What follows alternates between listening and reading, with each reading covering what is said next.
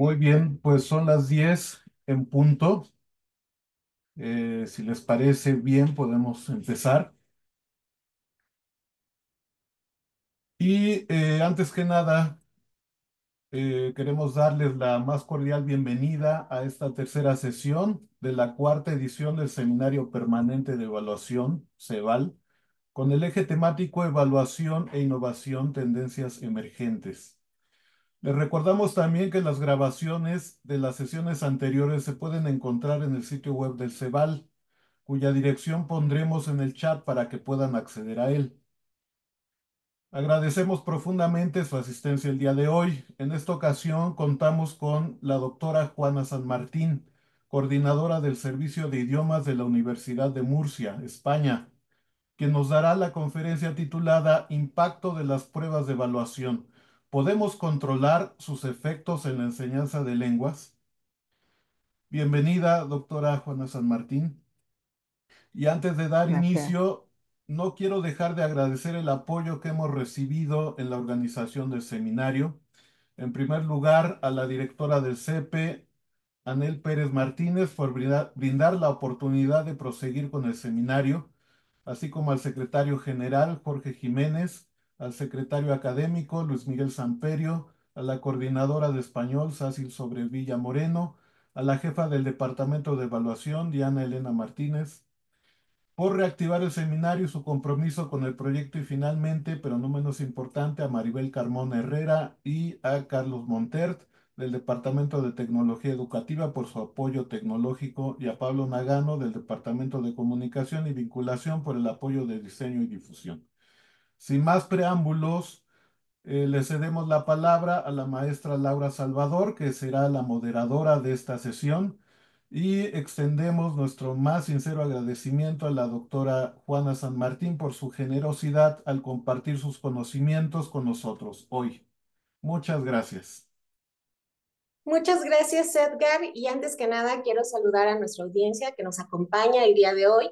Y precisamente como lo acabas de comentar, en esta sesión se expondrá el efecto que las pruebas de evaluación tienen en el proceso de enseñanza y aprendizaje de una lengua extranjera y cómo debería considerarse este aspecto como un argumento de validez.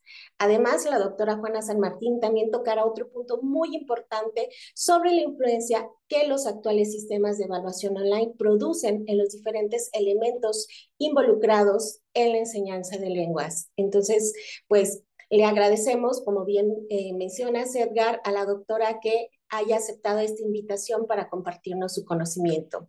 Les recordamos a nuestra audiencia que durante la presentación de nuestra conferencista pueden escribir sus preguntas en el chat para que las podamos plantear al finalizar la sesión.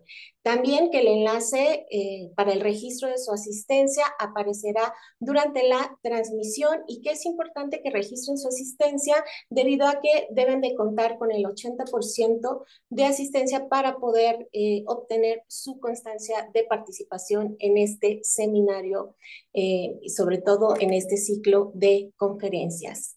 Entonces, para dar comienzo, les voy a leer la semblanza de la doctora Juana San Martín.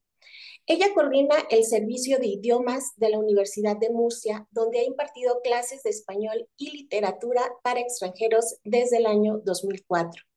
Cuenta con un máster en enseñanza de L por la Universidad de Nebrija y es licenciada en Filología Hispánica por la Universidad de Murcia. Ha trabajado como profesora de español en diferentes instituciones, tanto en España como en otros países. Es autora de materiales para la enseñanza de L. Dirige actividades de formación de profesores y ha sido ponente en diferentes cursos, impartiendo seminarios sobre gramática y evaluación. Ha participado en diferentes congresos internacionales relacionados con la enseñanza y evaluación de lenguas extranjeras. Ha colaborado en la redacción de pruebas de certificación y es miembro del Tribunal DELE desde 1991. De igual manera, es miembro de la Comisión de Acreditación y del Comité Ejecutivo de ACLES, que es la Asociación de Centros de Lengua en la Enseñanza Superior, asociación que preside desde septiembre de 2021. Le damos la más cordial bienvenida a la doctora y le cedemos la palabra. Bienvenida, doctora. Muchísimas gracias, Laura. Muchísimas gracias, Edgar, por vuestra amabilísima presentación. Os voy a compartir, si la encuentro, la pantalla en la que hasta hace un momento tenía el PowerPoint. Aquí está. Eh, ¿La ven? Sí, ¿verdad? Sí. Perfecto. Bien, pues como han dicho los compañeros, hoy les quiero hablar del impacto de las pruebas de evaluación y ahí en el título hago una pregunta, pero no sé si la responderemos. En cualquier caso, nos llevará a reflexionar sobre este asunto. He puesto aquí una foto en la que más que un impacto, estaba pensando hace un momento, lo que hay es una explosión. Y, y lo que quería yo simbolizar aquí un poquito o hacerles reflexionar es sobre todos estos puntitos que hay alrededor, ¿vale? Si vemos eh, esta explosión como si fuera una prueba, el impacto sería todos los puntitos de alrededor. Imagínense hasta dónde puede llegar y lo incontrolable que puede ser, dónde caen y lo que hacen una vez allá. Eso pasa más o menos con los exámenes. Em, Decía Michel Foucault, a ver si encuentro ahora que no puedo pasar la diapositiva. Ajá, aquí. Que, que vivimos en un mundo de exámenes, y es que realmente los exámenes marcan nuestra trayectoria vital desde edades muy tempranas y sus resultados condicionan pues muchísimas de las elecciones que hacemos en nuestras vidas. Dependiendo de lo que nos sale mejor, elegimos una cosa o elegimos otra. Si calculamos todos los exámenes que hemos hecho a lo largo de nuestra vida académica, creo que nos sorprenderíamos muchísimo del número, de la cifra que se podría alcanzar. Y además, siempre nos queda algo de lo que examinarnos, perdón. Además de nuestra vida académica, de los exámenes que hacemos al final de un curso para pasar una asignatura, en muchas ocasiones en la universidad, también nos examinamos en otros momentos de nuestra vida. Nos examinamos para conducir, para conseguir un trabajo, para solicitar la nacionalidad, para solicitar asilo en algunos países. No sé si saben, imagino que sí, que Confucio estableció ya los exámenes como un sistema de reclutamiento para elegir a los más preparados para elegir al gobierno. Esta foto que les he puesto aquí es las columnas del templo de Confucio en Pekín. Y a mí me sorprendió mucho que ahí están grabadas, en estas columnas están grabados los nombres de todos aquellos que aprobaron los exámenes imperiales, que era una manera de reclutar a los mejores, como he dicho, para el servicio del imperio en la China antigua. A mí me sorprende mucho porque cualquiera que haya tenido contacto con esto en otras culturas, pues habrá visto cómo la cultura de los exámenes, la certificación es muy importante y es muy diferente en muchos países. Em, Además, decía también Foucault que en una obra que es Vigilar y castigar, se llamaba en español, que los exámenes son también no solo un instrumento de selección, como dijimos de la China imperial, sino también son un sistema de control, eh, puesto que realmente, decía Foucault, que se imparten o irradian de una autoridad y que tiene un poder sobre la persona que se examina. Y las razones que él argumenta sobre todo son pues, que se administran por una organización más poderosa que impone una prueba a unos individuos que realmente no tienen más remedio que acatar esta política de exámenes. Además, el lenguaje numérico que se utiliza siempre para los resultados, para indicar los resultados de estos exámenes, da la impresión de que son siempre pruebas científicas, objetivas y fiables. Las puntuaciones que se obtienen en las diferentes pruebas proporcionan una información que pocas veces puede cambiarse, eso ya se queda ahí, y eso es lo que Foucault también interpretaba como vigilancia. Hoy día, las calificaciones, las notas, los resultados de los exámenes siguen siendo uno de los criterios dominantes de éxito y fracaso en las sociedades modernas.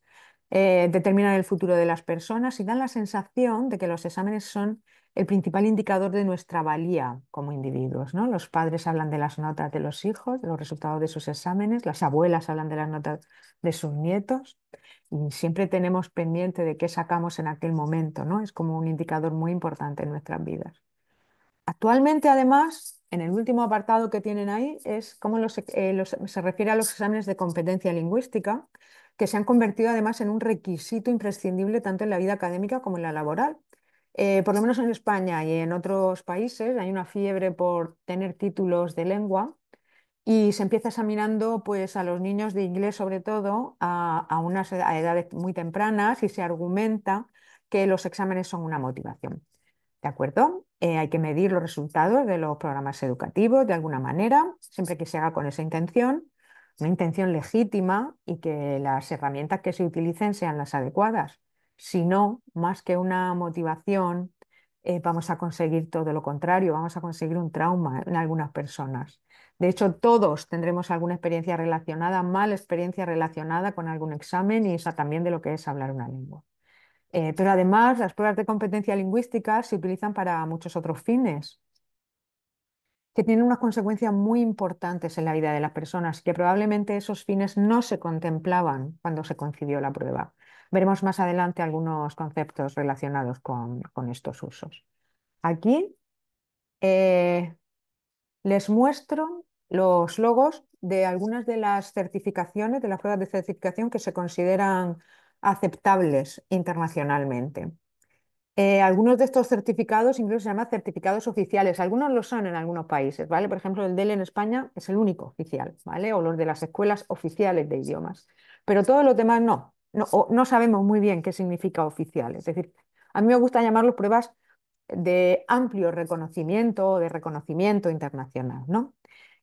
Normalmente estas pruebas, imagino que las conocen también, las proporcionan proveedores externos a las instituciones que las administran y, y además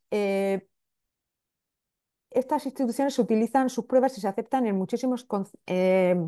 en muchísimos ámbitos, en muchos contextos para propósitos académicos, incluso no académicos.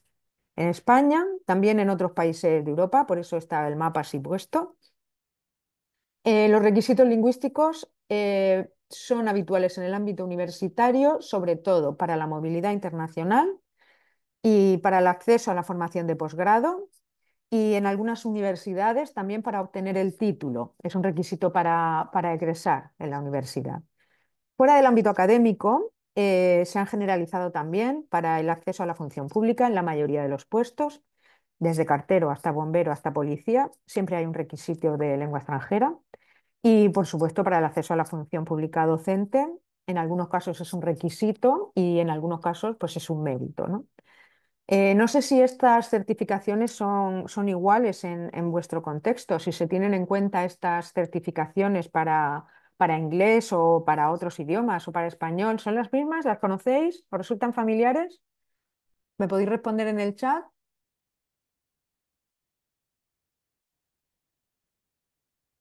Comentan que sí son. Son las mismas, ¿no? Ujú. Las mismas que todos conocemos, el IELTS, el CL, hay algunas nuevas. Bueno, aquí he puesto algunas, pues no sé si ustedes conocen el DELF o el DALF, son exámenes de francés, el Goethe Institut es la más, de alemán es la más internacional y bueno, aquí en España pues los más populares son siempre los exámenes de Cambridge, ¿m? Desde hace mucho tiempo. Ahora... Tomer para la lengua turca, esa no la conozco. Aquí me he quedado solo en los idiomas así como más examinados y más enseñados. En España, si la lengua materna no es el español, el DL y el SIL pueden ser la puerta que te abre el acceso a una oferta de empleo en el sector público, a una beca de estudios o incluso en el caso del DL pueden abrir la puerta a que te den la nacionalidad española o no, ¿vale? Hay un requisito de lengua y solo el DELE o las pruebas de las escuelas oficiales de idiomas son las que pueden otorgar esa acreditación lingüística. Y yo siempre ante esta aceptación general, me acabáis de decir pues, que estas pruebas son iguales, prácticamente las mismas en vuestro contexto, en el mío, en todo el mundo. El de siempre se ha dicho que es un examen que es el mismo examen en todo el mundo, el mismo día, a la misma hora. Eh, a mí esto me hace pensar un poco en las pruebas que son de amplio espectro, como los antibióticos. Es decir, sirven tanto para medir el nivel de adaptación social como la capacidad académica, como cualquier otro fin que se les quiera atribuir. Eh, es ya un lugar común hablar de estas pruebas como decir que son como las tallas únicas de la ropa. Es decir, son muy ventajosas para quienes las elaboran, pero no terminan de ajustar a las necesidades de nadie. Así cuando un alumno nos pregunta que qué examen es mejor, pues nosotros siempre decimos, pues depende para qué lo quieres, ¿m? O para qué necesitas esa certificación. Pregunta en la institución a la que lo vas a presentar. Eso es lo que yo siempre digo. Como sé por qué se aceptan alguna de ellas y para qué se aceptan, teniendo en cuenta que la introducción de las pruebas de certificación, como hemos visto hasta ahora, en estos contextos suele tener consecuencias muy importantes en la vida de los individuos y en los sistemas educativos incluso, por eso es de ahí mi interés en analizar el impacto de las pruebas de certificación lingüística. En el título de la... A ver, que pase la siguiente. Ah, esta es otra que seguro que no conocían, Certacles. Luego, si quieren, se la explico. Vamos a hacer una pequeña precisión terminológica. En el título yo hablaba de impacto, que es el término que se suele utilizar en español para hablar de la influencia de los exámenes en diferentes ámbitos. En la terminología anglosajona, este efecto suele nombrarse con dos términos, washback e impact, ¿vale? Estos dos términos se distinguen desde finales del siglo XX para hacer referencias a las consecuencias de la evaluación. Con washback, también llamado el efecto rebote o efecto colateral, en diferentes acepciones de este término, se hace referencia a la influencia de las pruebas, de los test, en la enseñanza y en el aprendizaje de lenguas, sobre todo en el ámbito educativo. Sin embargo, el término impacto alude a un efecto más amplio en un contexto social. Por no usar anglicismo, ya que WordPack es el término que se emplea normalmente, aquí vamos a utilizar el efecto en la enseñanza y el impacto para referirnos a uno y a otro. Aquí tengo alguna precisión también aquí. No, perdón, en este artículo, que imagino que todos conocerán porque fue como el origen de este estudio, en este artículo que les refiero aquí, tienen la referencia, es que bueno, yo he recreado un poco el título. Hay efecto en la enseñanza, que es lo que en inglés es el Das was Pocket Six. Realmente se reconocen que los exámenes tienen influencia en los profesores, tienen influencia en los estudiantes y que por lo tanto afectan a la enseñanza y al aprendizaje. Generalmente se acepta que los exámenes públicos influyen en las actitudes, influyen en el comportamiento y también en la motivación, tanto de los profesores como de los estudiantes. Desde los años 70 se reconoce que el requisito de un test, un requisito principal es que sea educacionalmente beneficioso. Ninguna de las afirmaciones que vemos aquí nos resulta inusual y se reconoce que efectivamente este efecto en la enseñanza es un concepto muy poderoso, es una intuición que se acepta y bueno, pues al que deberíamos prestar atención como redactores de pruebas. Em, Anteriormente, ya en el año 86, se había hablado de este efecto como un criterio que hay que tener en cuenta en relación con la validez de una prueba, pero se encontraba siempre con la dificultad de investigar y de medir este efecto. No es fácil, puesto que el efecto es en un ámbito muy grande, en multitud de elementos que influyen en la evaluación y influye de diferentes maneras. Esta influencia no tiene que ser necesariamente negativa, ya que, como hemos visto antes, si despierta, aunque solo sea la motivación, pues ya es un efecto positivo. Y en este artículo pues, se concluye que sí, existe un efecto, que no es solo una metáfora, el famoso washback, no es solo una metáfora de la relación entre la evaluación y que la enseñanza. Entonces aquí se proponen ya diferentes hipótesis para investigar que se siguen haciendo a lo largo de este siglo. He puesto aquí también otras referencias que hay a estos términos, otras revisiones del concepto. Em, la primera, que es muy similar y poco posterior, que es la de Bachman y Palmer, que es el impacto en los sistemas educativos y en la sociedad. El de McNamara, que ya va más allá, es más reciente y ya va más allá de las aulas. Es un efecto de las pruebas, sobre todo en la comunidad. Siempre inciden en que todo esto tiene un efecto mucho más allá de un aula de examen. Y aquí les he puesto otros nombres, otras maneras de referirnos a este concepto que puede que les suene, como la validez consecuente, la validez sistémica o el efecto colateral. Em, la gran cantidad de estudios que siguieron a este artículo corrobora que ese efecto efectivamente no es fácil de acotar, que es un asunto complejo, que va mucho más allá de que los exámenes puedan interferir negativamente en la práctica docente. Aquí resumimos algunos de los resultados más significativos. Sabemos, por ejemplo, que a raíz de la inclusión de una nueva prueba se producen cambios en los contenidos y en la metodología, pero que no todos se producen al mismo tiempo. En la flechita primera de arriba, lo explica, dice, la metodología empleada por los profesores tiende a cambiar más despacio que los contenidos de la enseñanza. Es decir, qué se enseña cambia como consecuencia de los nuevos exámenes, pero los cambios en cómo se enseña son mucho más limitados y tardan más en tener efecto. Sabemos además que no todas las pruebas provocan cambios, que ese efecto a veces no puede, el efecto que puede tener una prueba no puede con las tradiciones educativas arraigadas, como hemos visto antes en China, que siguen siendo prácticamente un instrumento de tortura, dicho sea de broma, pero es así. Em, y también sabemos que la percepción de los examinandos es un factor importante. Lo tenemos en la flechita que sube, que es la percepción y la vinculación. Se concluye ya, en esta la flechita que viene por la izquierda, que se debería promover el uso de aquellos test que tengan una influencia positiva, como si eso fuera tan fácil o se pudiera prever eh, sin, sin tener dudas eh, ese efecto positivo.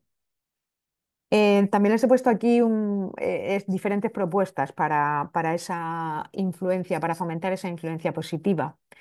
Em, Resumo dos aquí. Aunque se sabe que no hay una receta infalible, eso lo tenemos todos claro, podemos anticipar que hay una respuesta positiva cuando contamos con unos fundamentos teóricos sólidos, es decir, sabemos de lo que estamos hablando, y también cuando las tareas y los textos están relacionados con la vida real, y eso hace que los examinandos, los candidatos, se impliquen en el proceso.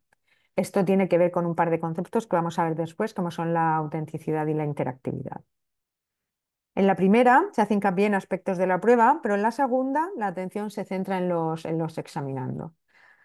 Según Green, no hay recetas universalmente válidas para predecir los efectos de un test, pero sabemos que si la prueba supone un reto y los resultados tienen consecuencias importantes, mayor es la probabilidad de que tenga influencia en los diferentes resultados. Esto parece un poco obvio, pero lo interesante es que se haya podido medir. Tenemos entonces aquí definidos una serie de elementos en este arco que marcan la utilidad de una prueba. No voy a definir cada uno de ellos porque, bueno, creo que ya se ha hecho en sesiones anteriores y además son conceptos con los que creo que ya están todos familiarizados, pero de todas formas, si hay algo que quieran preguntar, pueden hacerlo en el chat y responderemos al final de la presentación. Me interesa aquí sobre todo resaltar el impacto como un elemento clave en la utilidad de una prueba según los conceptos que acabamos de ver. Uno de los principales efectos negativos, según algunos puntos de vista, en ocasiones puede ser catastrófico, es lo que se conoce en inglés como el efecto teaching to the test, que es lo que bueno, recreo aquí como preparar para el test. Seguro que todos conocemos algún efecto negativo de esta preparación de los exámenes. En España yo siempre pongo un ejemplo que es el de la preparación de la selectividad. Bueno, ahora se llama EBAU o depende del sitio, se llama de una forma u otra, pero son los exámenes para ingresar en la universidad. Estos exámenes son muy competitivos porque dependiendo de la calificación que obtengas, pues podrás acceder a unos estudios o no. Y esto ha dado como resultado que el último año de bachillerato, el segundo de bachillerato en la enseñanza española, se dedique íntegramente a preparar esas pruebas. Es un año entero en el que los estudiantes prácticamente memorizan y hacen prácticas con tareas de ejemplos de examen. según muchos de los implicados, es un año perdido, que no es fácil, es el del año normalmente entre los 17 y los 18. Luego hablaremos del uso de los resultados. ¿Por qué? Porque ¿en qué consiste este preparar para el test? Pues que se dejan de lado cualquier otro aspecto del currículo y se estrecha todo el contenido de los cursos en preparar las pruebas. Eso es lo que pasa también en los que nosotros conocemos cursos de preparación, ¿no? Seguro que en las instituciones en las que trabajamos todos, en la mía se hacen cursos de preparación para un examen. A mí me hace mucha gracia porque esto está dando lugar a una disociación un poco extraña. Una vez que yo identifico el certificado, que llegan los estudiantes y preguntan, bueno, ¿qué examen es mejor? Pues mira, para tus intereses el de Cambridge o el TOEFL o cualquier otro, o el TOEIC. Dicen, vale, ¿tenéis curso de preparación? Sí, pero ¿tú qué nivel tienes? Ah, da igual el nivel, yo es que solo quiero prepararme para el examen. Yo no quiero aprender inglés, en este caso, como los que he puesto aquí. Eh, entonces, estos cursos de preparación no se centran en las mismas habilidades que un curso normal de lengua. Y ahí he puesto ese ejemplo que se oye aquí muchísimo. Nosotros hacemos una prueba de clasificación para entrar en nuestros cursos y si a alguien se le diagnostica que tiene que ir a un curso de nivel B1, dice, no, no, yo quiero ir al curso de preparación de nivel B2, como si fuera algo que está completamente separado del aprendizaje de la lengua. Em, yo siempre me pregunto, ¿qué miden los test para que hagan pensar a los estudiantes que son diferentes del uso de la lengua en un contexto real? ¿Cómo se produce esa disociación? Es decir, una cosa es hablar un idioma y otra cosa es examinarme de ese idioma. Em, yo nunca lo he entendido muy bien, pero nunca me han gustado mucho esos cursos y siempre he dicho que si un examen necesita un curso de preparación, es que no es un buen examen. Pero bueno, eso ahora lo vamos a matizar. Estos cursos es indudable que cada vez están más demandados, puesto que por lo menos en España existe esa titulitis con los certificados de lengua. Y realmente los cursos no tienen nada de malo en sí, pero muchas veces se solicitan con la idea de tomar un atajo, ¿no? Es decir, no, no, no voy a aprender todos estos cursos de inglés que me hacen falta o de español para llegar a este nivel, a mí dame un curso de preparación para el examen, que es lo que a mí me interesa, el papelito. Em, Hay estudios. Este efecto se ha estudiado mucho, es muy habitual en el mundo anglosajón, el estudio del efecto del teaching to the test. Y hay efectos que sugieren, perdón, hay estudios que sugieren que los cursos específicos para preparar un examen y que realmente limitan el currículum pueden proporcionar indicadores inexactos de las capacidades lingüísticas de los candidatos. Es decir, al final acabamos midiendo una cosa que no es la competencia lingüística. Lo peor es que estos indicadores se utilizan para cosas muy importantes, por ejemplo, para plazas en una universidad, que es el ámbito de la mayoría de los estudios que se han hecho con IELTS y en universidades asiáticas. Y en teoría estas actividades podrían mejorar las puntuaciones, pero las actividades me refiero a los cursos de formación con tres mecanismos principales, cada uno de los cuales les explico aquí en esta diapositiva. Y además con diferentes consecuencias para la validez de las puntuaciones. En primer lugar, sería pues un curso normal o preparar para un examen con unas actividades centradas en el desarrollo de la competencia lingüística. En las pruebas que miden adecuadamente ese constructo, las puntuaciones deberían mejorar junto con la habilidad que pretendemos medir. Es decir, yo obtendré mejor nota porque hago mejor las cosas en esa lengua. Entonces, estas actividades de preparación para los exámenes que se centran en el desarrollo de la competencia lingüística deberían mejorar las puntuaciones en la prueba sin ninguna consecuencia, ni positiva ni negativa para su validez. Este enfoque tiene una limitación, lógicamente, y es que no es rápido, ¿vale? Es un enfoque lento. Todos sabemos que se tarda mucho en aprender una lengua. La competencia lingüística se desarrolla a lo largo de mucho tiempo, de educación, de práctica. Entonces, no es fácil lograr avances significativos si necesito un certificado el mes que viene y necesito un programa corto de formación. El segundo mecanismo que conduce a puntuaciones más altas consiste en contrarrestar, como tienen ahí, algunas de las amenazas comunes a la validez de las puntuaciones. Por ejemplo, por la falta de familiarización de los candidatos con las pruebas, ¿no? Si hacemos actividades que lo familiaricen y sepan a qué se van a enfrentar, pues así podemos reducir la ansiedad ante una prueba e intentar que la forma en que se evalúa esa destreza o esa capacidad no les coja por sorpresa. Esta preparación, esta forma de afrontar la preparación es muy útil realmente en el caso de candidatos que están poco acostumbrados a la realización de tareas académicas o a la realización de exámenes.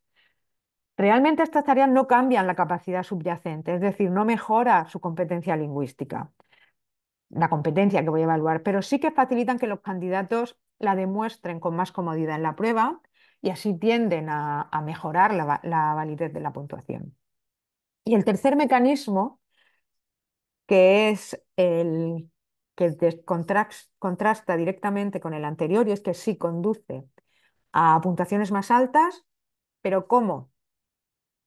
Se logra que los estudiantes o que los candidatos consigan puntuaciones más altas porque se explota en las amenazas a la validez. Es decir, el entrenamiento de los estudiantes consiste en aprovechar las propiedades irrelevantes para el constructo de una prueba. Esto es lo que dice Messick, ¿vale? Todos hemos visto ejemplos de esto y que ahora están favoreciéndose más todavía este tipo de evaluación y veremos luego, sobre todo con el avance de la tecnología. Si yo enseño a los estudiantes, por ejemplo, hay estudios sobre esto, no es una opinión mía, que estos estudios indican que los cursos breves pero intensos de currículo reducido que solo se dedican a preparar la prueba mejoran las puntuaciones en las pruebas de actitud lingüística, pero esas mejoras no se generalizan en otras medidas de la habilidad lingüística. Em, Esto me parece un efecto bastante indeseable de la preparación de los exámenes. Primero porque los estudiantes no se plantean si el resultado de esa prueba representa sus habilidades reales en la lengua meta. Indica también los estudios que suben las calificaciones, pero no la actuación de los candidatos, ni en la prueba ni tampoco si se miden con otro tipo de pruebas. Es decir, lo único que mejora es hacer esa prueba. Además, esto tiene muchísimas consecuencias muy importantes, tanto para los que elaboran las pruebas, sobre todo para qué se utilizan los resultados y sobre todo de unas consecuencias muy importantes para las personas que se examinan. Estamos hablando en este caso de algo que va más allá del efecto en la enseñanza. Esto ya entra dentro de lo que hablábamos, que forma parte de la terminología. Y puede ser que el efecto que pretendemos pues, sea justo el contrario del que buscamos. En España ha pasado esto, no es tan drástico, pero sí que empezamos a planteárnoslo porque hace unos años todos estos requisitos que se han introducido en las universidades, pues dentro de la vida académica con diferentes objetivos, el objetivo final de todos estos requisitos es que se mejoraran las competencias en otras lenguas, tanto de los alumnos como del personal de las universidades, del staff. Y realmente no es eso lo que se ha conseguido. Lo que se ha conseguido es que se hagan más exámenes, pero no sabemos hasta qué punto se están mejorando las competencias, porque todas las pruebas que hemos visto antes miden cosas muy diferentes y de manera muy diferente. Eso sí, nos examinamos todos muchísimo, pero yo creo que esto es una manera de viciar el sistema. Em, Ahí lo dejo. Como hemos apuntado antes, uno de los objetivos de este tipo de pruebas es la mejora de los sistemas educativos, ¿no? Para eso se introdujeron muchísimos exámenes, para evaluar el proceso de aprendizaje. Según Alderson, existe la creencia de que estas pruebas pueden promover la innovación y guiar los currículum educativos, que se interpretan normalmente las pruebas siempre como un motor de cambio de una manera a veces un poco ingenua. Y ahora pondré otro ejemplo también de la realidad española. Las innovaciones y educativas son muy complejas, como en este ejemplo que acabo de decir también. Y además están influidas por muchísimas fuerzas que no siempre empujan en la dirección que nosotros creemos cuando introducimos una de estas reformas. No sé si han leído un libro de Elena Swamy que se llama The Power of Test, se lo recomiendo, porque ella cuenta ahí bueno, se lo recomiendo porque en general es un libro que yo considero un poco la Biblia de todo este asunto del impacto. Ella cuenta una anécdota que ilustra el poder que se le atribuye al efecto de los exámenes y cuenta que en una reunión con un ministro de educación se le informaba que se le iba a introducir en la escuela secundaria un nuevo examen de inglés y que iba a contemplar la prueba de expresión oral a través de diferentes procedimientos de licitación, y cuando le estaban explicando todo esto, él rápidamente dijo que bueno, que maravilloso, que eso era lo que él siempre había querido, porque estaba seguro de que simplemente con introducir la prueba, que no hacía falta que le explicara nada más, que simplemente con introducir la prueba se iba a mejorar, eso tendría un efecto positivo y que mágicamente saldrían ya del bachillerato hablando inglés. No se planteó así ningún otro elemento que pudiera influir, para él eran completamente irrelevantes, tanto si era fiable, si era válida. eh, Él solo pensaba que eso iba a afectar a la enseñanza de la expresión oral en las clases y que esa era la principal razón para apoyar esa medida, porque los profesores no tendrían más remedio que hacerlo, que enseñar a hablar. No se tenía en cuenta si los profesores estaban o no estaban preparados para enseñar esa nueva habilidad, si estaba o no contemplada en el currículum. Él estaba convencido de que ese examen obraría el milagro de que se pudiera por fin aprender a hablar inglés en las clases. Em, Eso pasa también aquí. Aquí siempre se dice que, bueno, ahora está mejorando, pero no por esta razón, sino por otras muchas causas, que los estudiantes españoles cuando salen del bachillerato no consiguen tener una buena, eh, un buen nivel de inglés en la expresión oral, sobre todo, porque siempre se achaca bueno, se culpa a que la prueba de selectividad, a la prueba de entrada a la universidad, esa prueba que se hace al final del bachillerato, que ahí no se mide la expresión oral. Y siempre se dice, si en la selectividad hubiera una prueba de expresión oral, pues seguro que así rápidamente mejoraría el nivel. Efectivamente, en la selectividad hay mucho efecto de enseñanza para preparar el examen, pero hay que tener en cuenta también otro tipo de factores, no solo la agenda política, como en el caso de este ministro, sino también cómo se diseñan las pruebas, qué es lo que vamos a medir y cuáles son las condiciones de enseñanza en las que se va a intentar preparar para esa prueba. O sea, hay que mirar antes pues, el número de alumnos por clase, la formación de los docentes, etcétera.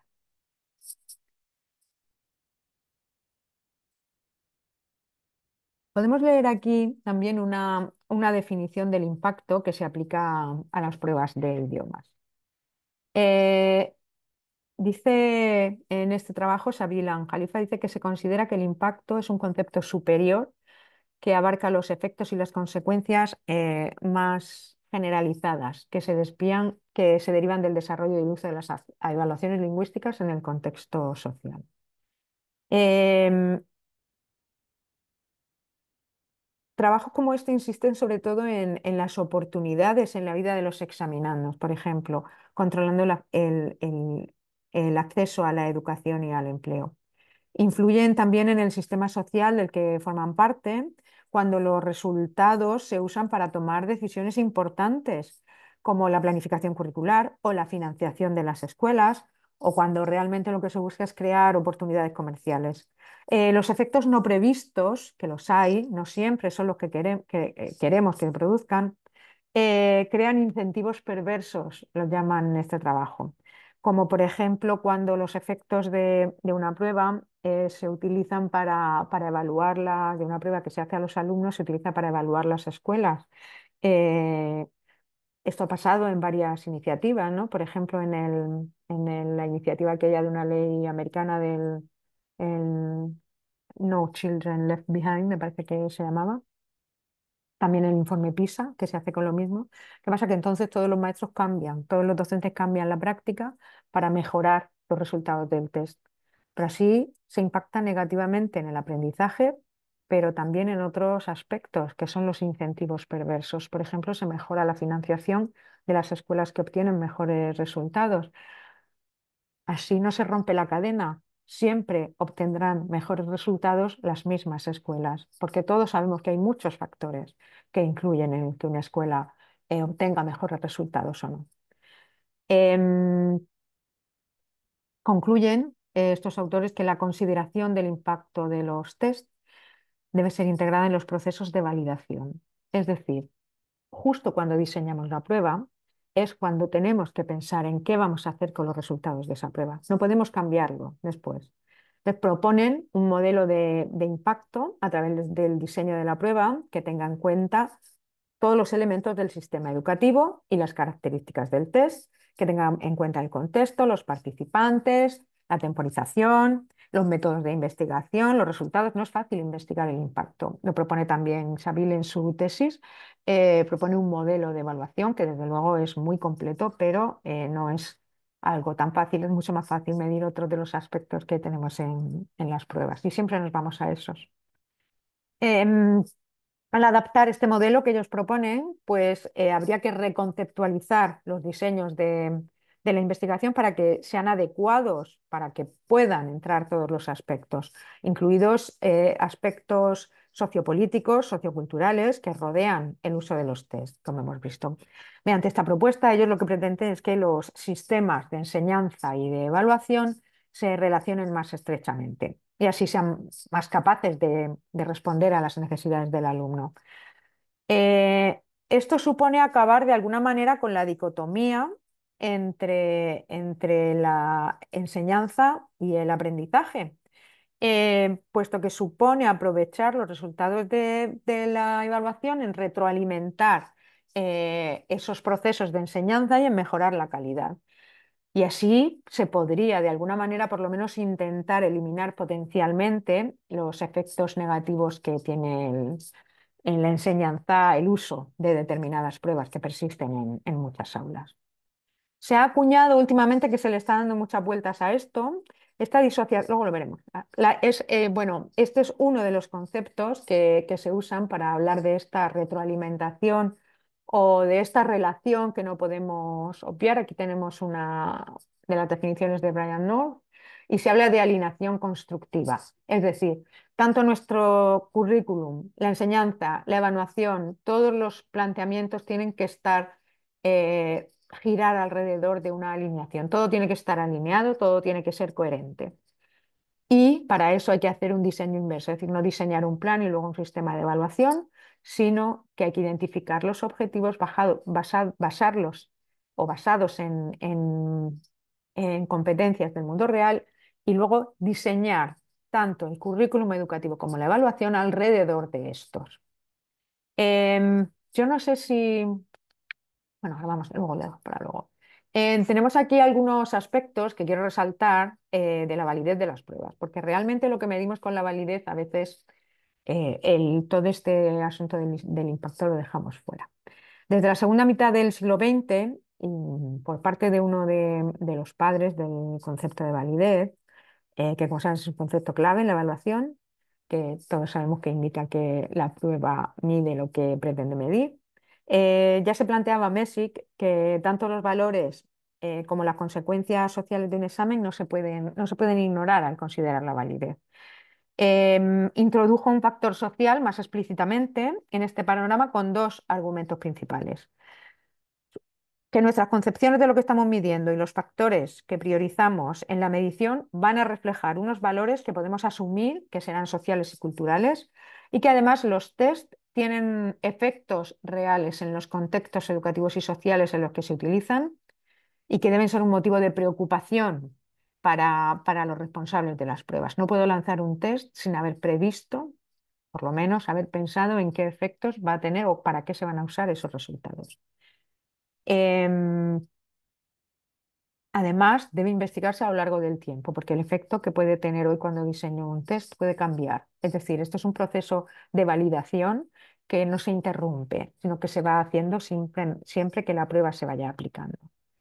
Em, la validez no tiene que ver exclusivamente con las propiedades inherentes o intrínsecas a un instrumento de relación, a un instrumento de evaluación, perdón, como la relación que hay entre, mm, entre la prueba o la puntuación de la prueba y el constructo, sino más bien sobre los argumentos que presento a la hora de interpretar los resultados, ¿vale? Es decir, ¿para qué voy a usar esto? Todos hemos visto muchas veces cuando nos dan una explicación de lo que significa sacar un 8, que no entendemos qué es ese 8, o no entendemos muy bien todavía hoy en día qué significa que alguien tenga un B2 o tenga un B1, ¿no? Debería explicar siempre y además preverlo cuando diseño la prueba qué es lo que quiero hacer, porque así evitaríamos, si entendemos la validez según esta definición, incorporando desde el principio el uso, eh, tenemos que hacer referencia a algo que deberíamos evitar, que es el uso indebido de las pruebas, ¿vale? Es decir, ¿para qué usar una prueba? Porque ya la tenemos, es una prueba que tengo muy experimentada, que la he medido muchas veces, que los resultados son buenísimos. Entonces, como me viene muy bien para esto, pero ahora la voy a utilizar para otra cosa y los resultados los voy a usar igual. Eso es lo que se conoce como el test misuse, es decir, el uso indebido de la prueba. Em, Ahí encontramos referencias a dos contenidos diferentes en esta práctica. Por un lado, se refiere al uso de un test para algo para lo que no fue concebido, es decir, se diseñó para una cosa y se está utilizando para otra. Luego pondré algún ejemplo. Eh, y por otro, se incluyen también referencias a las consecuencias negativas que tiene el test para los examinandos, independientemente de si eran intencionadas o no. Por ahí dicen las malas lenguas que hay algunos test que están específicamente diseñados y siempre se ponen como ejemplo para que la respuesta sea ambigua o digamos que se pueda interpretar de diferentes maneras según le interese a la persona que administra el test. En cualquier caso, lo que se hace siempre hincapié es en las consecuencias que nuestros sistemas de evaluación tienen en la vida de las personas. La magnitud de esas consecuencias se pone de relieve en uno de los usos de los test de lengua para la inmigración. No sé cómo lo hacen en su contexto. En los últimos años aquí en Europa se han generalizado en muchísimos países, ¿vale? Se supone que el fin o la razón por la que se introduce esta prueba tiene como objetivo fomentar el aprendizaje de la lengua de la sociedad de acogida. ¿Qué significa esto? Que yo quiero que les ponga una prueba de lengua porque así todas las personas que vengan a vivir aquí se van a esforzar en aprender la lengua y se integrarán mejor en la sociedad. Efectivamente, nosotros podemos intuir, podemos asumir que es muy difícil integrarse en una sociedad sin conocer la lengua y sin conocer los usos culturales de esa sociedad. Entonces, con la introducción de este test vamos a provocar que se esfuercen mucho, que aprendan la lengua y que aprendan también los usos sociales y los usos culturales. En la mayoría de los casos, para este propósito, se empezó utilizando lo que llamábamos al principio de la presentación las pruebas de tallas únicas. Es decir, eh, una prueba que se usaba para otra cosa, no estaba previsto el uso para valorar la integración social en el diseño de la prueba. Y en el caso de España, pues pasó con el DELE, ¿no? Por ejemplo, el DELE era un examen que estaba pensado para contextos escolares académicos sobre todo, y cuando se decidió que la prueba para la nacionalidad fuera el DELE A2, pues no se pensó que esa prueba no estaba diseñada con ese propósito. Yo estuve desde el principio en las convocatorias en las que se hacía y realmente eso es lo que nos llevó a plantearnos a muchos y había mucha discusión, ¿no? De pues si es una 2 es una 2 o pero es que esto no está pensado para esto, es que no saben hacer esto, es que nunca han hecho un examen de lengua, en fin. Es uno de los ejemplos más graves que yo he visto del uso indebido de un test, es decir, de uso que no estaba previsto, del impacto de un test con un uso, haciendo un uso de él que no estaba previsto en el diseño inicial. Además, precisamente las investigaciones sugieren que el uso de estos test no ha tenido ningún efecto en la integración social. En una revisión de la literatura que leía hace poco sobre las pruebas lingüísticas con fines de inmigración, se resumían ahí los resultados de diferentes investigaciones y decían que el requisito de pasar dichas pruebas a menudo se juzgaba como inútil, estresante para los inmigrantes y desalentador. Y además se criticaba porque excluía selectivamente a ciertos grupos, obviamente, es decir, aquellos individuos con poca educación formal tienen muchas más dificultades para pasar ese test. De hecho, hasta la fecha no hay ninguna investigación sistemática que yo conozca que respalde la hipótesis de que los requisitos lingüísticos tengan un efecto positivo para la integración social. Paso ahora a hablar de otro asunto que es el papel del profesorado en todo el asunto de la evaluación.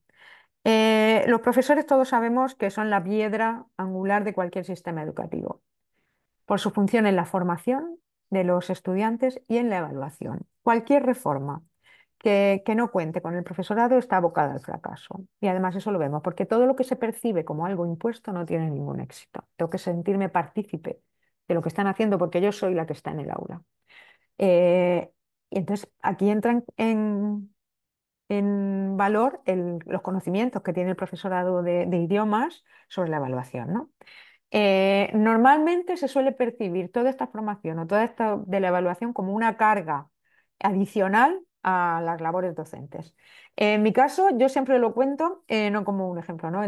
Simplemente lo cuento porque en el primer seminario yo era profesora ya durante un tiempo y un día me fui a un curso largo de formación para profesores de español como lengua extranjera y asistí a un seminario de evaluación y decidí que yo me iba a seguir dedicando a la enseñanza y que no quería saber nada de evaluación porque eso era complicadísimo y ahí había muchos números que yo no entendía nada y había que hacer muchas operaciones. Estoy hablando de, no sé, bueno, principios del Excel, ¿vale? Que no, aquello a mí me resultaba, me sonaba todo a chino. Hoy, fíjense de lo que he acabado hablando, pero además cuando oigo a profesores, que eso lo sigo oyendo en cualquier contexto educativo, yo me dedico a la investigación, yo me dedico a la enseñanza, yo me dedico a la evaluación, yo no quiero saber nada de evaluación. A mí me parece que es una concepción muy, muy ingenua, porque realmente yo pongo el símil, no sé si es acertado o no, pero a mí me parece que lo explica, que es como si un agricultor dijera que él se dedica a todos los procesos de siembra y de crecimiento, pero que él que se olviden de él para la cosecha, que eso a él no le importa. Perdone, todo lo que usted está haciendo tiene como objetivo ese momento, ¿no? Ese producto final que vamos a encontrar cuando cosechamos. Por eso el profesorado, yo pienso que tiene un papel importantísimo, tanto en los usos de la evaluación formativa como de las pruebas estandarizadas. Lo hemos visto siempre que llevamos una prueba de alguna manera externa a un contexto educativo, vemos cómo los profesores siempre van a tener cosas que decir. Van a criticar la prueba. Yo siempre lo digo que es mucho más fácil criticar cuando nunca se ha puesto uno del lado del que hace los exámenes. Y todos hemos pasado por ahí, de criticar mucho un examen hasta ver que está muy bien cuando nos hemos puesto a hacer nosotros alguno. En la formación para la evaluación de los profesores es escasa. Hay un articulito, bueno, a raíz del marco, de la aplicación del marco que todos conocen, del marco europeo de referencia, como saben, pues todos estos se impuso de alguna manera una formación en evaluación, puesto que había que elaborar pruebas de dominio para anclarlas con el marco, ¿no? Con los niveles del marco, pruebas estandarizadas.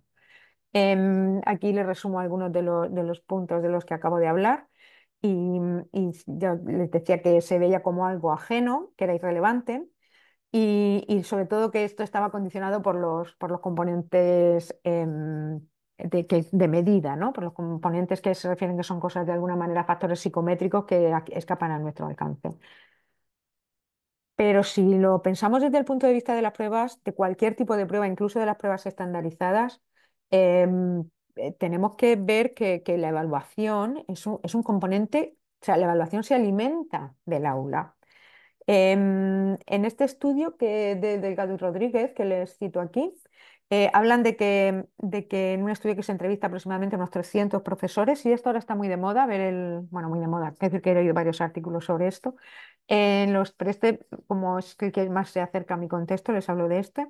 De unos 300 profesores de enseñanza de idiomas tanto en centros de lengua universitarios como en escuelas oficiales de idiomas, el 70% de los profesores había recibido formación en esta disciplina. Principalmente estaba centrada en el conocimiento y el manejo de las escalas para participar así en el desarrollo, tanto en la evaluación de las pruebas y en aplicar esas escalas a las pruebas de pruebas estandarizadas. Se observaba ahí que hay un gran esfuerzo en organizar formación y sobre todo formación específica para cada contexto, porque si no tiene muy poco sentido y que el 80% de los profesores reportaba un impacto positivo en su trabajo. Es decir, una vez que se forman en todos los conceptos relacionados con la evaluación, ven, se identifica un efecto positivo en sus labores de enseñanza. También hay una clara percepción de que hay que profundizar, de que se necesita una profundización en estos aspectos teóricos y que algo que vaya más allá de cómo usar las escalas o cómo se miden. Y también pues que vemos bueno, en muchas instituciones examinadoras pues que todos nuestros esfuerzos que han dado pues un gran resultado y por esa parte estamos muy satisfechos. Em, ¿Cómo podríamos entonces potenciar el impacto positivo de las pruebas? Pues a mí me gusta utilizar una frase que seguro que han oído otras veces y que es que lo que no se evalúa se devalúa. Imagino que lo han oído. Em, y realmente el efecto positivo del que hablábamos antes, de la motivación, es que si la frase de todos los estudiantes cuando intentamos hacer algo en la clase que les gusta poco, dicen, esto va al examen. Es decir, si no va al examen me estás haciendo perder el tiempo, ¿vale? Em, Siempre deberíamos tener esa relación. Es decir, todo lo que estamos haciendo va a ir al examen. ¿Pero por qué? Porque el examen realmente está tan bien hecho que lo que va a medir es todo lo que tú sabes hacer, incluso esto que ahora te está pareciendo que estás perdiendo el tiempo. Tendremos que utilizar además no solo exámenes, sino que tendremos que también utilizar eh, todas las herramientas que tengamos a nuestra mano para poder ver que los estudiantes realmente están desarrollando, en el caso de los exámenes de lengua, las capacidades de comunicación. Termino ya con los retos para el futuro de la evaluación. Bueno, yo les recomiendo este artículo que se publicó en Language Testing y aquí se nos plantea la revisión de los retos que la evaluación va a afrontar en los próximos años. La autora presenta los retos en tres preguntas clave: ¿qué evaluar, cómo evaluar y para qué evaluar? Y la última, que es la si deberíamos evaluar. Realmente lo que tenemos que plantearnos es ¿qué evaluamos? ¿Cómo se utiliza la lengua hoy día? De la misma manera que hace unos años poníamos en los exámenes que los estudiantes de lengua, que los estudiantes escribieran una carta y ahora ya nadie escribe cartas y hemos cambiado a que escriban correos electrónicos o rellenen formularios o escriban otro tipo de documentos o participen en un foro. Pues a lo mejor tenemos que introducir otro tipo de tarea, tenemos que dejar audios de voz, de mensajería, como audio de WhatsApp o de otro tipo de aplicación de mensajería en los exámenes. Y tendremos que cambiar muchísimas de las cosas que no podemos perder de vista, la influencia de la tecnología en el cómo evaluar, que podrá hacer la traducción automática. Y a lo mejor tenemos que ver que examinar de algo que puede hacer una máquina no tiene ningún sentido. Y esto tiene el mismo efecto que tuvo la calculadora cuando yo era pequeña. Em, Tenemos que enseñar también otras cosas, ¿vale? El papel de la tecnología, desde luego, creará muchísimas oportunidades y avances útiles. Desde luego, se facilitarán muchísimos aspectos administrativos de generación de ítems, lo tenemos clarísimo, de comparación de las pruebas, facilitará muchísimo los estudios.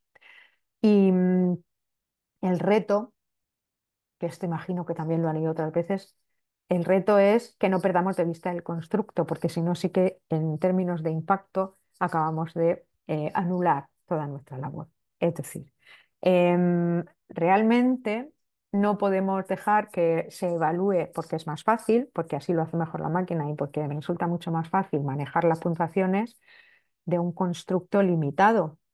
De hecho, en los test actuales, en los análisis que se llevan a cabo en los sistemas de evaluación automática de la expresión escrita, pues se observa que desde luego hay una clara infrarrepresentación del constructo que se pretende evaluar. La evaluación automática llega hasta donde llega. Y hay muchos criterios que de momento, todo llegará, pero de momento es difícil que lo midan. Respecto a la finalidad y la pertinencia de la evaluación, pues hay que dar una respuesta para qué evaluar. Es indispensable siempre, no yo siempre lo digo en el caso de la inmigración, es indispensable que hagamos estos exámenes, es preciso. En este sentido, también tenemos un reto en identificar las prácticas de uso de los exámenes. Como hemos hablado y explicado, si un examen está diseñado para una cosa, mucho cuidado para la hora de usarlo para otra. Eso debemos preverlo a la hora del diseño de la prueba y de su validación. Debemos activar esos mecanismos de validación. Por lo tanto, necesitamos que como profesionales tengamos unos amplios conocimientos sobre evaluación y también sobre la ética de realización de pruebas lingüísticas. Y a modo de conclusión, resumo las diferentes facetas del impacto de las pruebas que he abordado hoy, pero en clave positiva. ¿Vale? Si consideramos el impacto como un argumento para la validación de las pruebas y si elaboramos pruebas que tengan un efecto positivo en la enseñanza y el aprendizaje, y si además evitamos efectos indeseados y esos incentivos perversos de los que hablaba Sabine, si de alguna manera evitamos el uso indebido de los test, sobre todo en la forma en la que perjudica a los menos favorecidos, y si todo esto se consigue involucrando al profesorado y a todos los elementos que intervienen en la evaluación y concretamente en la evaluación lingüística y en las diferentes fases del proceso, lógicamente, pues eso implica que estaremos aplicando esas prácticas democráticas que reclamaba Sohami, ¿no? Entonces, la evaluación no debería quedarse en el campo exclusivo de los evaluadores. También debería implicarse a los examinandos y a los demás intervinientes en el proceso. Y el concepto de imparcialidad en los exámenes y las dimensiones sociales y éticas deben ser muy importantes. Y, conseguiremos así que los exámenes, bueno, intentaremos que los exámenes dejen de ser ese instrumento de control y castigo del que hablaba Foucault, por lo menos los exámenes de certificación lingüística, que son los que están en nuestra mano y que además podemos hacer una herramienta más justa, que es uno de los objetivos de la evaluación. Y con esto he terminado. Muchísimas gracias. Si quieren hacer alguna pregunta, he hablado muchísimo. Bueno, justo a tiempo, ¿no? Así es, doctora Juana San Martín. Muchas gracias por compartirnos pues esta presentación, también estas reflexiones, estos conocimientos y sobre todo también estas investigaciones que ha hecho en torno al tema de la evaluación son muy interesantes y algo que comentaban también algunas profesoras es que les gustó mucho esta parte de las analogías que hizo, precisamente como parte de poder entender mejor este fenómeno. Y justo Ujú. con ese tema de las analogías, la maestra Carmen Kolev, bueno, además de felicitarla, eh, tiene una duda relacionada con esto del antibiótico de amplio espectro que usted comentaba y nos pregunta, bueno, más bien le pregunta, le gustaría conocer su opinión sincera sobre el examen DELE. Ella comenta que en una clase que ella imparte en el CEPE de la UNAM, una alumna coreana le preguntó si era obligatorio que aprendiera la conjugación de vosotros. Ella explicó que para la comunicación en México y en general para Hispanoamérica no. Sin embargo, su preocupación era que en Corea del Sur solo aceptaban la certificación del examen DELE. Evidentemente, en Corea del Sur y en otros países seguramente no hay una conciencia lingüística respecto a la validez de las variantes que no utilizan este pronombre personal con las consabidas formas verbales y pronominales. Entonces, esta es la inquietud de la maestra Carmen Cole. Bueno, en primer lugar, agradezco muchísimo las preguntas y agradezco muchísimo, bueno, si les ha interesado algo de lo que he contado aquí. Yo creo que en el DELE a mí, particularmente, cuando yo no me dedicaba profundamente a la evaluación, le ponía muchas pegas, pero reconozco, cuando ya lo conozco más y conozco más el campo de la evaluación, reconozco que es un examen muy bueno. Está muy bien fundamentado y yo creo que hay una percepción errónea porque el DELE contempla las variedades lingüísticas, no solo la del español peninsular, y cualquier estudiante que hable diciendo ustedes en lugar de vosotros va a probar el DELE igual. O sea que eso yo creo que es un poco una concepción errónea que tenemos. De hecho, se utilizan muchas variedades del DELE en los diferentes niveles, en las pruebas de comprensión, incluso en las pruebas de lectura, en las de comprensión auditiva. O sea que yo creo que esa parte de las variedades a mí no me preocuparía, puesto que no conozco nunca a nadie que ningún examen del DELE se lo suspendan porque utilice una variedad no peninsular, eso lo tengo clarísimo. En cuanto a lo que lo que yo decía del DELE, que tengo una opinión de que es un examen buenísimo y que desde que se está utilizando para este propósito de inmigración han hecho unos esfuerzos tremendos por adaptarlo a este nuevo uso. O sea que realmente sí que lo están introduciendo en el diseño de la prueba esta noción del impacto, ¿no?, que está teniendo. No sé si he aclarado su pregunta, si he respondido a su pregunta, Carmen. Pues justo en el chat nos contesta la maestra Carmen que muchas gracias por su respuesta y por supuesto que lidera eso, le comentará eso a la estudiante. Entonces, está contestado. Bien, tenemos otra pregunta del doctor José Carlos Escobar. También le agradece la presentación. Es muy interesante todo lo que usted acaba de compartir. Y pregunta, ¿qué opinión le merece el hecho de que los niveles de destreza pueden diferir en un examinado? Hay quien puede ser más hábil para comunicarse oralmente que por escrito o viceversa, o que puede leer pero tiene dificultades para entender lo que escucha. Pues esto es muy interesante y es un poco por lo que yo hablo de pruebas de amplio espectro, porque cuando hablamos de medir o de analizar los resultados de una prueba, nunca se tiene en cuenta de que los individuos que se enfrentan a la prueba son diferentes, que cada individuo es una variable. Es decir, todos los que hemos sido examinadores de idioma hemos visto como una persona tímida tiene muchísimas menos posibilidades de pasar una prueba que una persona que es muy dicharachera o una persona que es realmente, no sé, más apocada, o obviamente personas que tienen algún problema de lectura.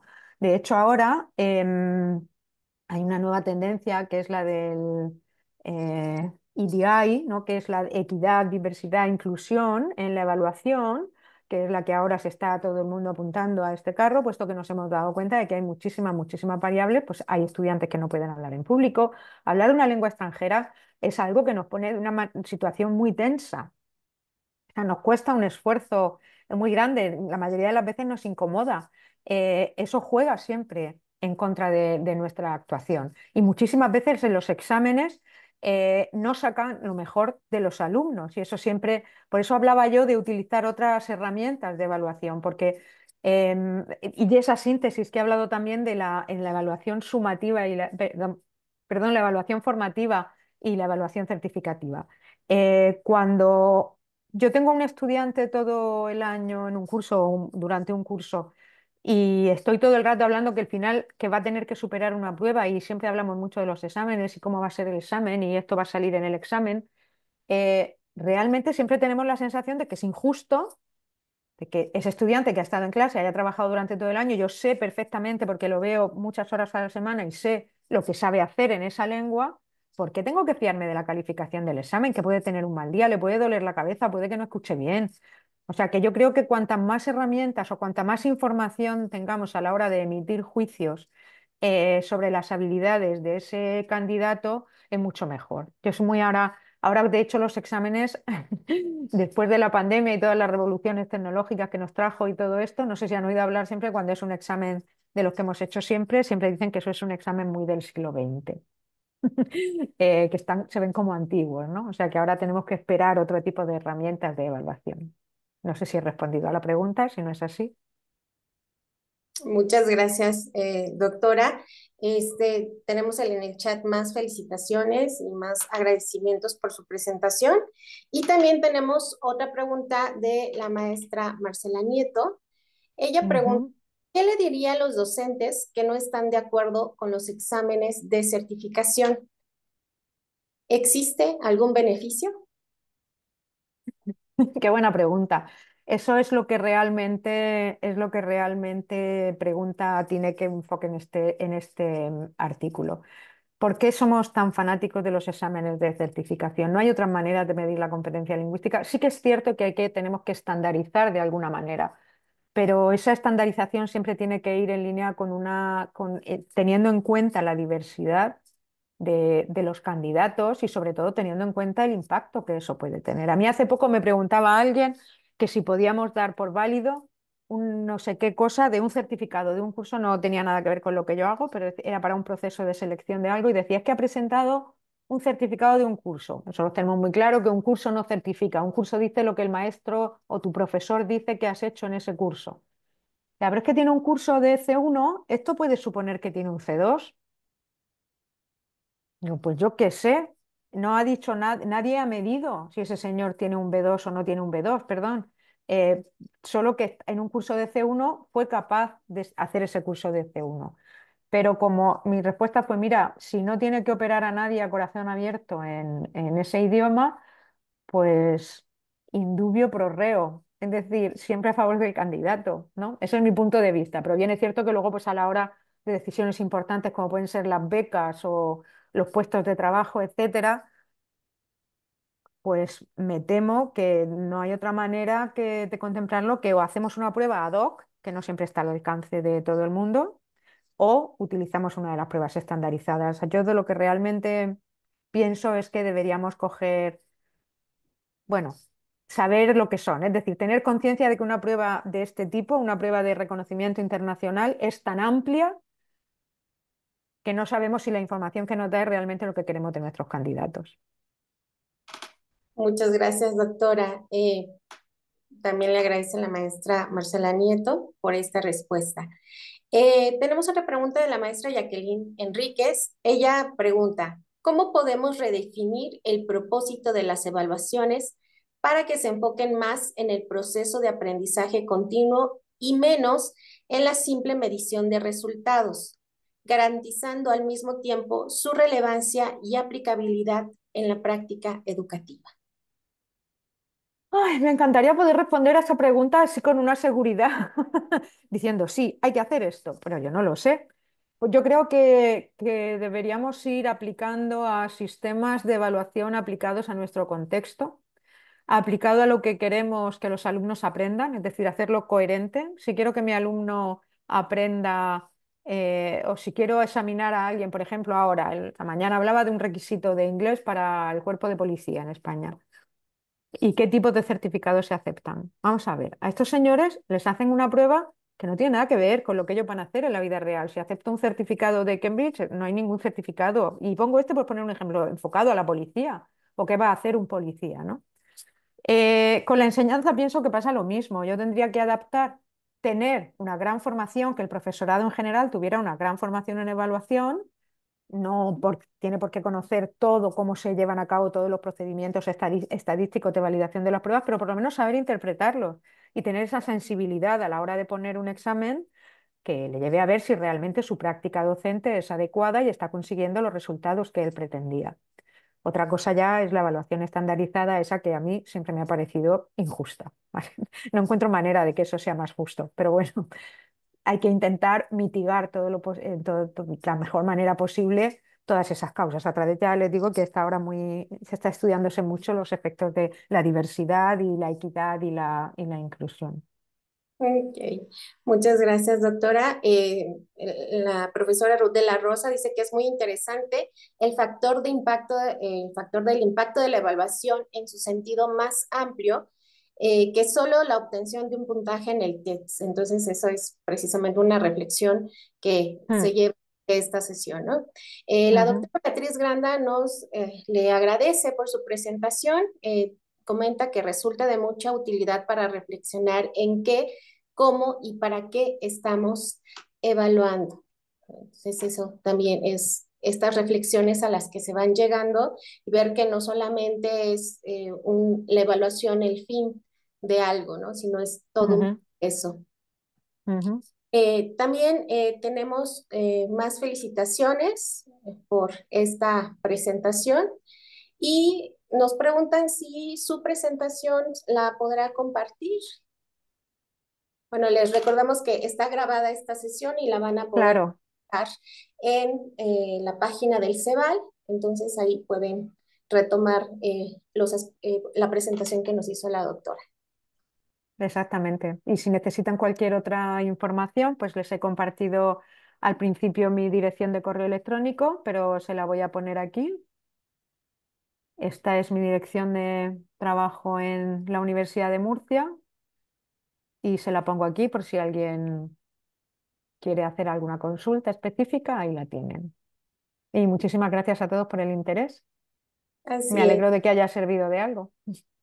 Sí, y bueno, en mi caso yo tengo una inquietud. Bueno, hoy en día se habla mucho de la inteligencia artificial generativa como este elemento que nos ayuda en la construcción de incluso ítems para la evaluación. Eh, Ujú. ¿Cuáles serían los riesgos para un profesor que no está o no está tan experimentado en la construcción de estos ítems de utilizar este tipo de herramientas para hacerlo?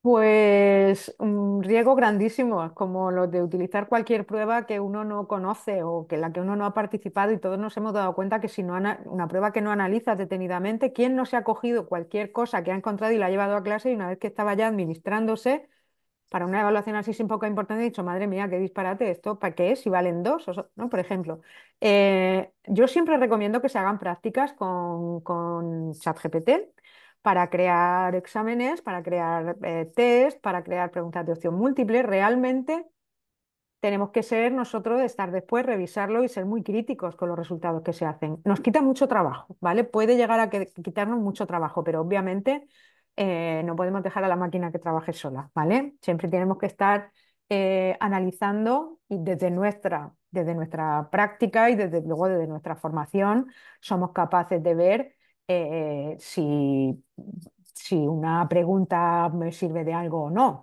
o si hay dos respuestas válidas. Hace poco nosotros, bueno, no lo puedo contar porque realmente hemos estado haciendo algunas prácticas y los resultados se nos ponían los pelos de punta. Preguntaba unas cosas rarísimas que nadie sabía y luego además la que él daba por verdadera ni siquiera era esa la verdadera. O sea que realmente todavía, imagino que con el tiempo y una inteligencia artificial entrenada específicamente con esta finalidad, con este propósito, será capaz de hacerlo mejor. Pero hasta ahora mismo las que yo conozco generales, bueno, pues hay que controlarlo bastante. Muchas gracias, doctora. Tenemos otra pregunta de Cateri Erazo. Nos dice, referente a la rúbrica de evaluación genérica, ¿hay algún modelo oficial en una página web? No entiendo a qué rúbrica se refiere de evaluación genérica. No la entiendo muy bien. Si no hay una rúbrica de evaluación genérica. Normalmente las rúbricas se utilizan para cada examen. Hay muchas en la página web. Por ejemplo, la del DELE está en la página web.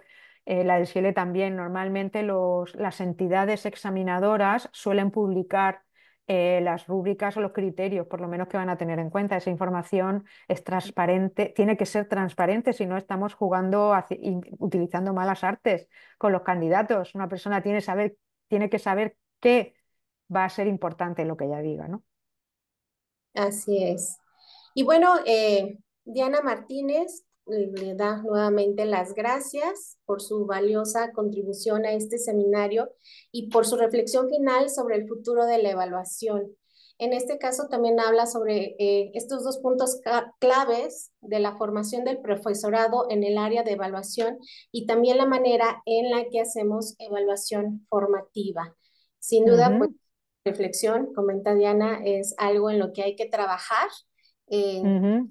también a nivel institucional, ¿no? Que es no solamente la capacitación individual del docente, sino también institucionalmente cómo se apoya y se favorece a esa capacitación, sobre todo en temas tan específicos como es la evaluación.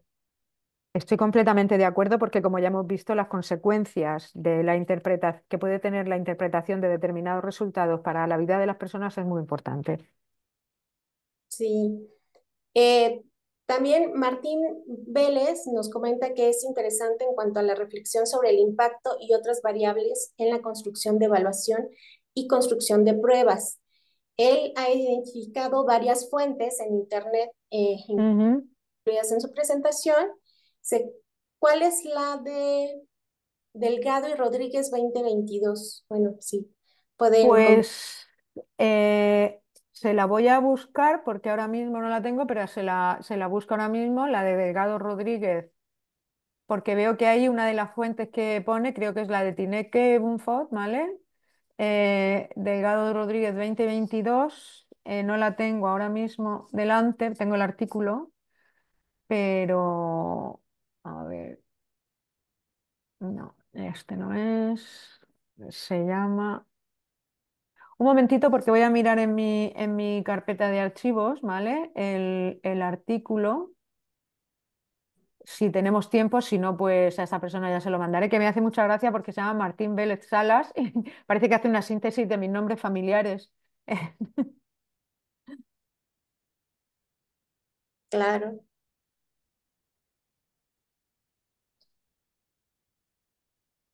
Y bueno, también le dan las gracias por retomar este tema que involucra a todo el proceso de enseñanza-aprendizaje. También pues le mandan muchos saludos desde Taxco Guerrero, Gracias. que nos están siguiendo en esta transmisión. Y Ujú. bueno, también más Aquí. felicitaciones, Ujú. más Ay, felicidades. hola. Sí. Ay, es que se me había perdido. Sí, dígame. Y bueno, también nos preguntan si nos puede ampliar sobre lo de Certacles. Ujú. Lo de Certacles yo lo amplío, he encontrado el artículo, así que se lo voy a poner en el chat, ¿vale?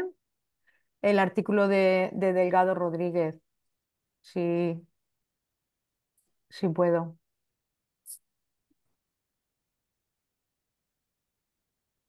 Pues También no puedo. muchas gracias No por, puedo, pero le pongo la referencia, ¿vale? claro que sí. Si no las comparte también, nosotros se los podemos llegar. La pongo aquí en el chat. Ese es. Bien, pues Certacles es precisamente porque no nos gustaban mucho todas las pruebas estas de amplio espectro en las universidades, ACLES es la Asociación de Centros de Lenguas en la Enseñanza Superior en España. Y entonces decidimos, cuando hubo aquí, vimos que todo el mundo ponía requisitos de lengua para muchísimas cosas en la universidad y que todo se estaba dejando a proveedores externos y que no había manera de ponerse de acuerdo si mi curso de 80 horas valía igual que el tuyo y tal, decidimos crear una prueba estandarizada válida en las universidades españolas, en cualquier idioma que la universidad tuviera capacidad para hacerlo y necesidad de hacerlo.